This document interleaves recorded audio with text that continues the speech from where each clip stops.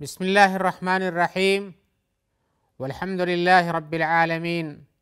والصلاة والسلام علی سید المرسلین وعلی آلہ وصحبہ اجمعین، اما بعد۔ محترم ناظرین کرام، احکام دین کا پروگرام پیش خدمت ہے۔ آپ کے سوالوں کے جواب ہم یہاں پر کتاب و سنت کی روشنی میں پیش کر رہے ہیں۔ آج کا پہلا سوال ہے ہمارے پاس، وہ پوچھ رہے ہیں کہ کیا کافروں کے بارے میں پہلے سے یعنی ازل سے لکھتے ہیں کہ ازل سے لکھا ہوا ہے کہ یہ کافر ہی رہیں گے؟ دوسرا سوال ان کا ساتھ میں یہ ہے کہ اگر پہلے سے لکھا ہوا ہے تو ان کو عذاب کیوں ہوگا؟ تو ہم جواباً یہ عرض کرتے ہیں جی ہاں، کتاب میں یعنی لوح محفوظ میں یہ لکھ دیا گیا ہے کہ یہ ہے کفر ہی پہ مرے گا اور اس کا عمل اس کو اس حد تک پہنچا دے گا۔ اور یہ آپ جانتے ہیں کہ لوح محفوظ میں ہر چیز لکھ دی گئی ہے۔ اللہ تبارک و تعالیٰ نے پہلے قلم پیدا کیا، پھر اس کو کہا لکھو، پھر کہا کیا لکھوں، پھر کہا جو کچھ قیامت تک ہونے والا سب کچھ لکھو، تو اس نے لکھ دیا۔ اللہ کے حکم سے جو کچھ ہونے والا تھا اللہ کا فرمان تھا۔ اور کسی آدمی کے اچھے یا برے ہونے یا اس کے برے عمل کرنے کی تحریر صرف وہی نہیں ہے، بلکہ جب وہ پیٹ میں پیدا ہوتا ہے تب اس وقت بھی ایک تحریر لائی جاتی ہے۔ حدیث شریف میں آیا ہوا ہے اور وہ حدیث متفق علیہ ہے، عبداللہ بن مسعود کی روایت ہے۔ وہ کہتے ہیں کہ رسول اللہ صلی اللہ علیہ وسلم نے فرمایا ہے ان احدکم یجمع خلقہ فی بطن امہ 40 یوما نطفۃ، کہ تم میں سے کسی کی بھی تخلیق اپنے ماں کے پیٹ میں 40 دن تک نطفہ کی شکل میں ہوتی ہے، یعنی خون کا ایک ٹکڑا رہتا ہے۔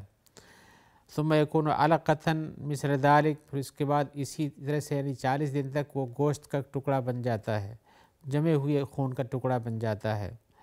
ثم یکون مضغۃ مثل ذلک، پھر اس کے بعد 40 دن تک ایسے ہی یہ اس 40 دن میں گوشت کا ٹکڑا بن جاتا ہے۔ ثم یرسل الیہ الملک، پھر اس کے بعد فرشتہ بھیجا جاتا ہے۔ فیؤمر باربع کلمات، تو اس کو حکم دیا جاتا ہے کہ 4 چیزیں لکھ دو۔ کیا ہے؟ یک بکتب رزق ہی، تو وہ اس کی روزی لکھتا ہے، وہ اجل ہی، اور اس کی موت کی مدت لکھتا ہے، وہ عمل ہی، اور اس کے کام کے بارے میں لکھتا ہے کہ وہ کیا عمل کرے گا،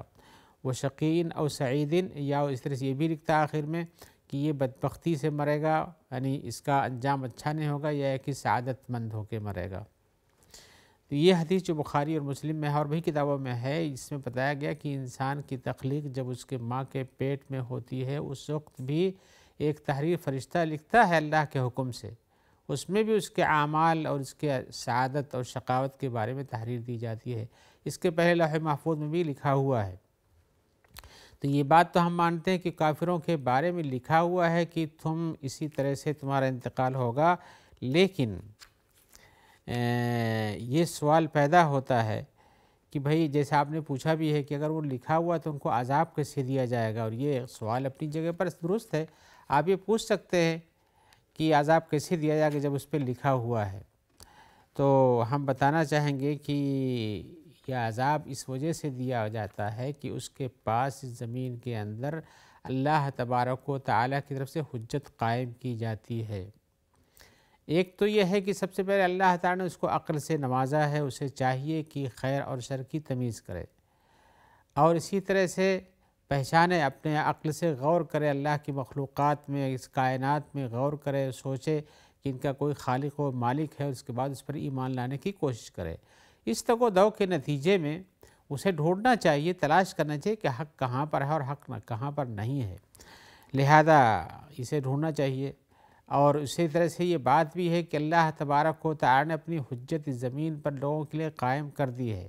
ایسا نہیں ہے کہ اللہ تعالیٰ کسی کو عذاب دیں گے اور اس کے پاس اللہ کی طرف سے کوئی پیغام، کوئی رسول کو اللہ کا کوئی پیغام نہ پہنچا ہو۔ اللہ تعالیٰ فرماتے ہیں وَمَا كُنَّا مُعَذِّبِينَ حَتَّى نَبْعَثَ رَسُولًا، ہم کسی کو عذاب نہیں دیں جب تک کہ اپنا پیغامبر نہ بھیج دیں۔ تو پیغامبر اور نبی آخر الزمان کے بعد ان کا پیغام لوگوں تک پہنچنے والا ہے، پہنچتا ہے، لیکن اس کے باوجود بھی جب اللہ کا پیغام آیا، انبیاء اتارے گئے، ان کی کتابوں کے ساتھ کتابیں اتاری گئیں، کیا ہدایت ہے، کیا دلالت و گمراہی ہے، یہ بھی بیان کر دیا گیا، اور یہ بھی بتایا گیا کہ اچھے کام پہ رہو گے، چلو گے تو تمہارے لیے نعمت اور سعادت ہے، برے کام اختیار کرو گے تو تمہارے لیے گمراہی ہے۔ اور یہ سب چیزیں ہونے کے باوجود بھی انسان صحیح حق کو تلاش نہ کرتے ہوئے اپنے لیے شیطان کا راستہ اختیار کرے اور اسی کو پسند کرو، اسی کو اپنا اختیار سمجھے کہ میری یہی پسند ہے، میں یہی کروں گا، عذاب ہونے دو، کسی نے کچھ کہا ہے کہنے دو، تو ایسی صورت میں یہ چیزیں جو ہے اس کے اس اختیار کو بتاتی ہیں کہ تمہاری پسند یہی ہے، تمہاری پسند یہی ہے۔ جب انسان کے لیے دونوں راستے زمین پہ دکھائے گئے ہوئے ہیں تو اسے چاہیے کہ اس راستے کو اختیار کرے جو بہتر ہوتا ہے۔ آئیے میں آپ کو بتاؤں کہ انسان کے دنیاوی جو کام ہوتے ہیں، اخروی کام کے بارے میں تو بڑی ہی بے توجہی سے کام لے رہا ہے، حق کیا ہے ناحق کیا اس کی تلاش، لیکن دنیا کے کام کے بارے میں بہت ہی چاق و چوبند ہوتا ہے، بڑی ہی سمجھداری سے کام لیتا ہے، کسی ایسی جگہ پیر نہیں رکھتا جہاں پھسل جائے، اور نہ ایسی کوئی بزنس کرتا ہے جس اپنی کوشش کے ساتھ کہ اس میں گھاٹا لگ جائے، لیکن گھاٹا لگ جاتا ہے، کوشش کرنے میں تو گھاٹا لگ جاتا ہے کبھی، اور اسی طرح سے اپنے لیے خیر کو جمع کرنا چاہتا ہے، ہمیشہ برائی سے بچنا چاہتا ہے کہ تکلیف نہ پہنچنے پائے۔ تو اسی صورت میں جب اسے دنیاوی زندگی جو کہ شریعت بتاتی کہ زائل ہونے والی زندگی ہے، اور دنیا جانتی ہے کہ اس میں آنے کے بعد مرنا ہے انسان کو، یہاں سے جانا چھوڑ کر اس کا کچھ کیا انجام ہوگا اپنے حساب سے ہر آدمی سوچتا ہے، لیکن یہ سوچتا ہے کہ اس کے مرنے کے بعد کی زندگی بہتر ہونی چاہیے، تو پھر خیر کی کوشش بھی کرنا چاہیے، حق کو تلاش کرنا چاہیے۔ کتنے ایسے حق کے متلاشی ہیں جو اپنے مطالعہ سے اور کتب بینی سے، لوگوں کی باتوں سے، اور آج کے زمانے کے اندر تو وسائل بہت بڑھ گئے ہیں آدمی کو حق تک پہنچنے کے لیے، حق کی تلاش کرنے کے لیے، لیکن جب وہ جذبہ ہو، اپنے عقل کو استعمال کرے انسان، تو حق کو پہنچ سکتا ہے۔ تو جب دنیا کے مسائل میں انسان سوچتا ہے اور اسی طرح سے غور کرتا ہے تو اس میں تو اچھے راستے کو ڈھونڈتا ہے، لیکن آخرت کے بارے میں سوچتا ہی نہیں، دنیا کی لذات ہی میں اتنا منہمک رہتا ہے کہ اسے آخرت کی فکر ہی نہیں ہوتی ہے۔ تو جب انبیاء کرام نے خیر و شر کو بیان کر دیا ہے، بلکہ ان کا بیان خیر و شر کے بارے میں بہت واضح ہے، آخرت کے بارے میں بہت واضح بیان ہے، بلکہ دنیا کے بارے میں زیادہ تعلیمات دینے کے لیے نہیں آتے ہیں کہ دنیا کی یہ کام کرو، ایسے کام کرو، آخرت کے بارے میں بتاتے ہیں کہ کیسا کیسا کرنا چاہیے آپ کو۔ اس کے باوجود بھی آدمی ان کی تعلیمات پر غور نہ کرے، بلکہ یہ خطاب تو ان کے لیے بھی ہو سکتا ہے کہ جن کو انبیاء کرام نے صحیح راستہ بتایا، جانتے بھی اس پر عمل نہیں کرتے ہیں، اور جو لوگوں کے پاس دین نہیں ہے، بے دینی ہے، اسلام کے علاوہ کسی اور مذہب پر ہیں، تو ان کو سوچنا چاہیے، غور کرنا چاہیے کہ آخر یار دنیا کے بہت سے مذاہب ہیں، تمہیں ایک اسلام بھی اس کی کیا خوبی ہیں، کیا خصوصیات ہیں، کیا بیانات ہیں، کیا تعلیمات ہیں، کیا ان کا رائے ہے، عمل ہے، اس پہ غور کرنے کے بعد انسان خیر کی طرف پہنچ سکتا ہے۔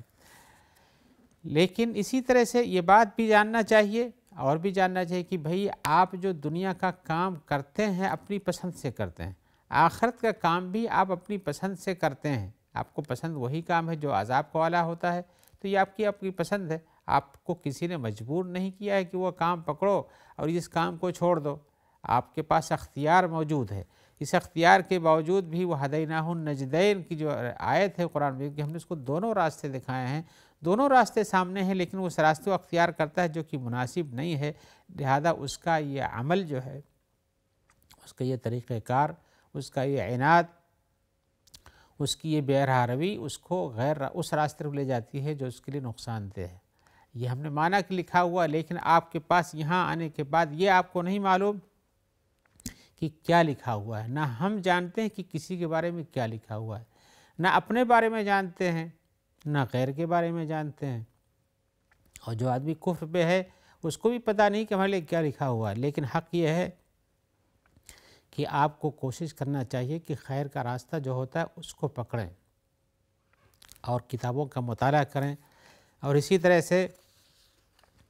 یہ نہ کہیں کہ ہمارے لیے برا ہی لکھا ہوا ہے۔ یہ کسی کو کیسے پتہ ہوتا، کیسے کوئی بات کہہ سکتا ہے کہ ہمارے لیے برا لکھا ہوا ہے؟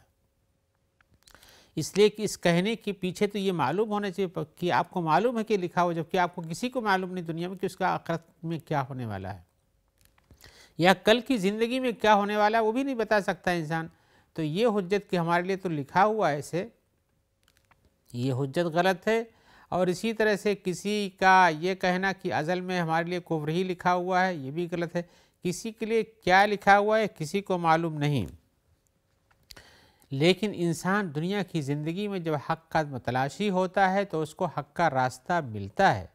اور جب اس کی فکر نہیں ہوتی، صرف دنیا اور دنیا ہی کی فکر رہتی ہے، تو آخرت کے بارے میں سوچتا نہیں ہے۔ آئیے ہم آپ کو قرآن مجید کی آیت سناتے ہیں۔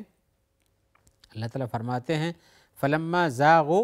ازاغ اللہ قلوبہم، جب یہ راہ حق کو چھوڑ دیے، اس سے غلط راستے پہ چلے گئے، تو اللہ نے ان کو بھی ان کا ٹیڑھا راستہ دکھا دیا، جاؤ بھائی تمہیں جو پسند، تمہاری جو پسند جاؤ اس پہ۔ ایک آیت دوسری جگہ سنیے فَأَمَّا مَنْ آتَى وَاتَّقَى وَصَدَّقَ بِالْحُسْنَى فَسَنُيَسِّرُهُ لِلْيُسْرَى، لیکن جو آدمی جس نے راہ حق میں دیا، اللہ سے ڈرا،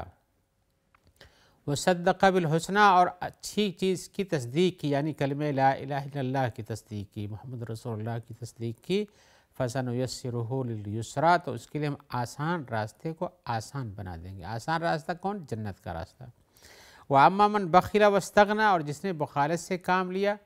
ہر اعتبار سے بخیلی، چاہے عقلی ہو، چاہے جسمانی ہو، چاہے مالی ہو، سب قسم کی بخالت، اس میں غور و فکر کرنے کی کوشش نہیں کی، واستغنى، اور اپنے آپ کو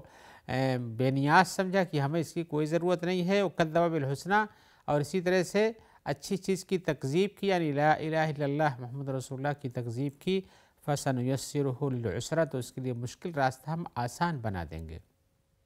یعنی یہ کہ وہ غلط راستے پہ جانا چاہتا ہے، جیسے کہ شریعت کہتی ہے اس راستے پہ نہیں جاؤ،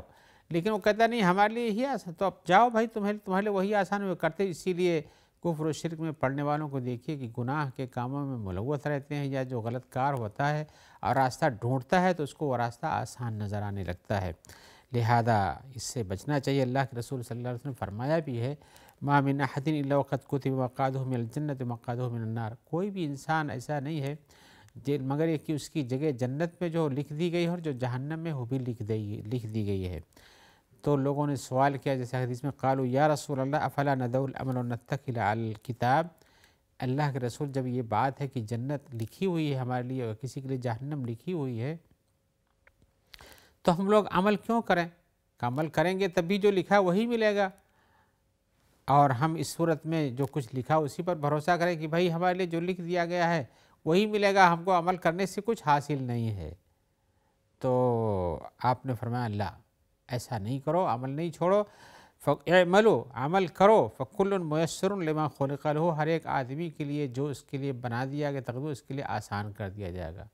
اسی لیے حدیث میں آیا کہ انسان عمل کرتا ہے، عمل کرتا ہے، عمل کرتا ہے، یہاں تک کہ آخر میں کبھی اس کے لیے ایسا بھی ہوتا ہے کہ جہنم کے راستے میں پڑ جاتا ہے۔ رسول اللہ صلی اللہ علیہ وسلم کے ساتھ ایک آدمی آیا، اس نے جہاد کیا، جہاد کے لیے کہا اور اللہ کے رسول سے کہا شریک ہوتے ہیں، آپ نے کہا شریک ہو جاؤ، شریک ہو جاؤ، شریک ہوا، لیکن آپ نے اس کے جانے کے بعد کہا کہ یہ آدمی جہنمی ہے۔ صحابہ کرام کو حیرت ہوئی کہ آپ اس کے بارے میں کہہ رہے ہیں جہنمی ہے،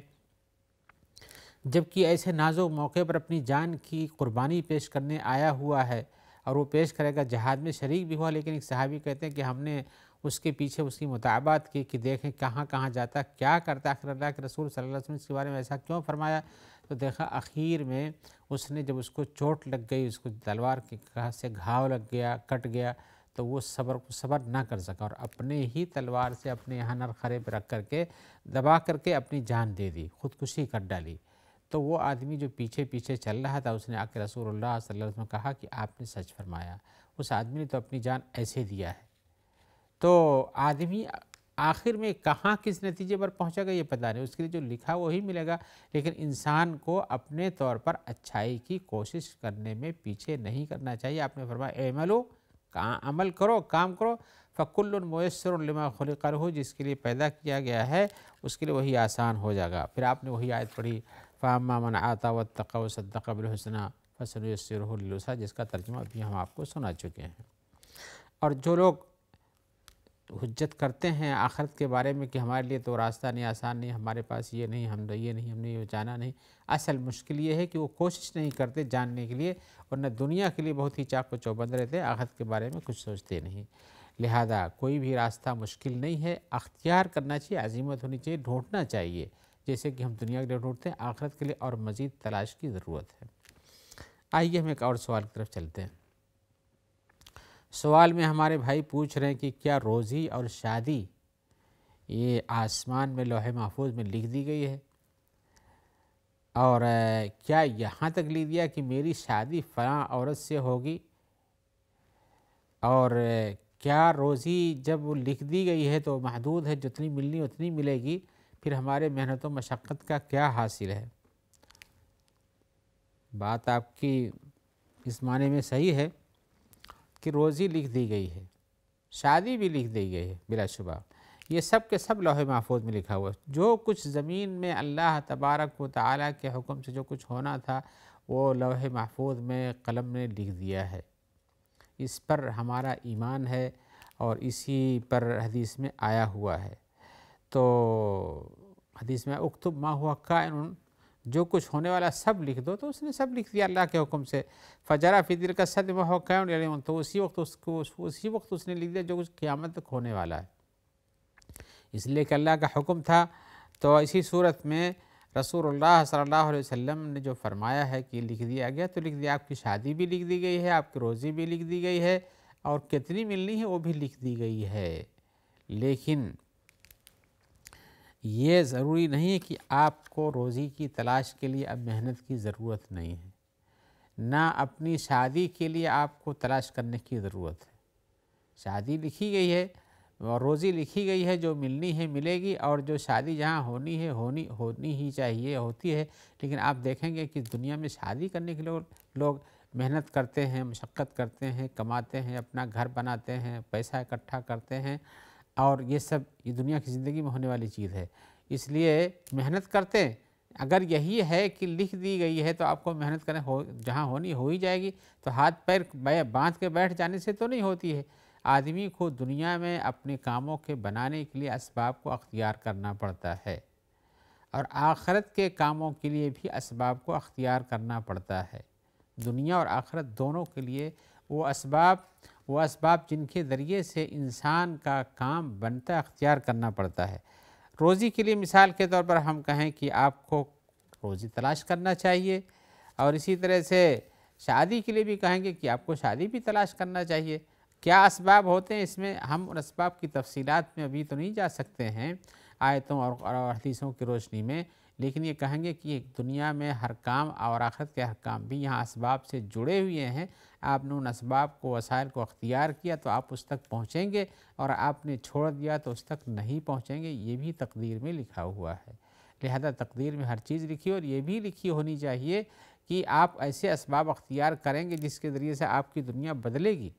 نہیں کہ آپ کو ہاتھ پیر باندھ کے رہنے میں آپ کے لیے تقدیر میں جو لکھا وہی ہو جائے گا۔ آپ کو عمل کرنے کے بھی لکھا ہوا ہے، کرنا چاہیے۔ آئیے اسی جواب کے ساتھ، جس میں ہم نے اختصار سے کام لیا، آج ہم آپ سے اجازت چاہتے ہیں۔ انشاءاللہ دوسری ملاقات میں اس بارے میں مزید تفصیل پیش کریں گے، جس سے آپ کو یہ اشکال آپ کا اشکال دور ہو جائے گا، اور بلا شبہ شادی اور روزی سب لکھی ہوئی ہے، اس کی اور مزید توضیح ہو جائے گی۔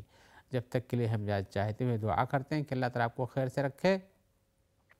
اور جو لوگ آپ تک اس پروگرام کے پہنچانے میں ممد معاون ہیں، ان سب کو بھی اللہ تعالیٰ اپنی عافیت میں رکھے۔ والسلام علیکم ورحمۃ اللہ وبرکاتہ۔